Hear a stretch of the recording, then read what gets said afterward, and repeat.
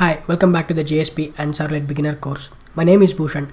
In the previous video, I given a quick introduction about EL expressions.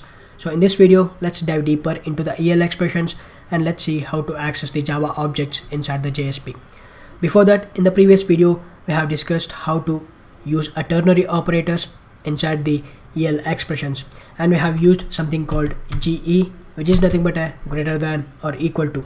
Instead of writing in operators like greater than or equal to, you can use GE.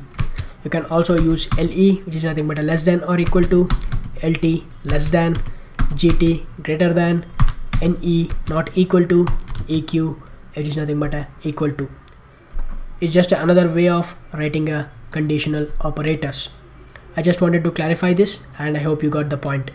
Moving on, let's see how to access the Java objects inside the JSP. I'm going to remove all of this code and I'm going to create a h1 tag and I'll write a message, my name is, and I'm going to write a EL expression, and we want to access the full name, and we have added this full name to the request object, and the attribute name is name.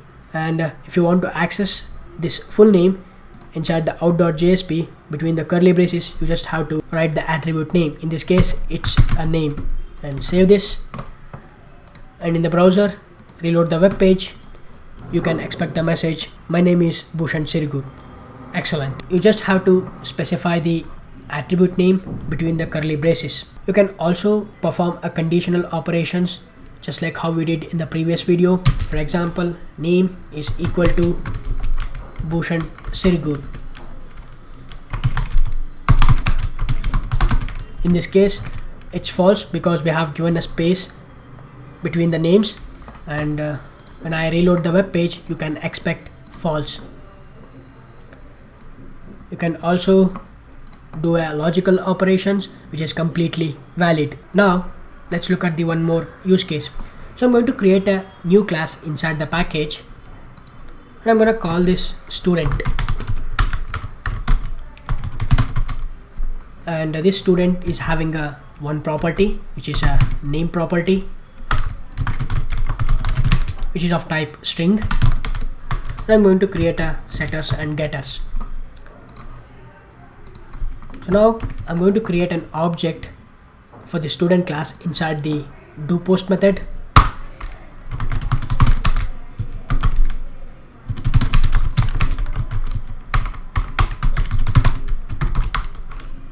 Now I'll set a name property to the student object, student dot set name, and I'll set the name as Bharat Sirigur, and we will add the student object to the request object, request dot set attribute. I'm going to call this student and I'll add the student object, and save this, and inside the out.jsp I'll create a h2 tag and I'll write a message, my brother name is, and I'll access the name property using an EL expressions, dollar between the curly braces.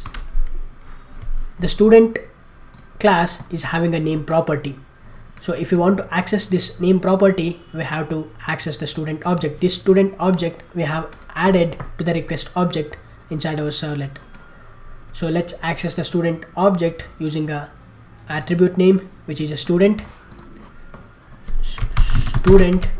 followed by a dot or a period, and you have to specify the property that you want to access. In this case we have to access a name property, name, and save this and reload the web page.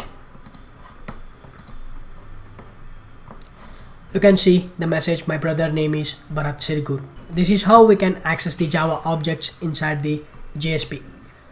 Before wrapping up this video, here's a quick challenge for you. When I created this course in a Udemy, most of you emailed me about you haven't created any challenges or assignments. So here is a very quick assignment for you. I'll tell you what exactly you have to do. So after this h2 tag you have to create a one more tag which is a h3 tag, and you have to write a message, my name is your name, and I am your age, and I am from your location. You have to access this your name and your age and your location through the EL expressions.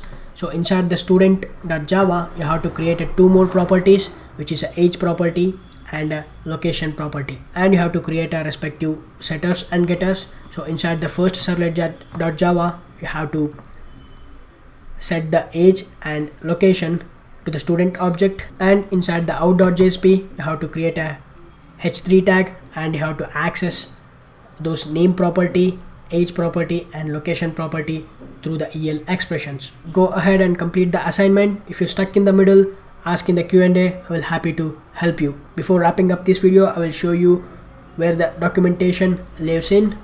Open the browser and search for expression language.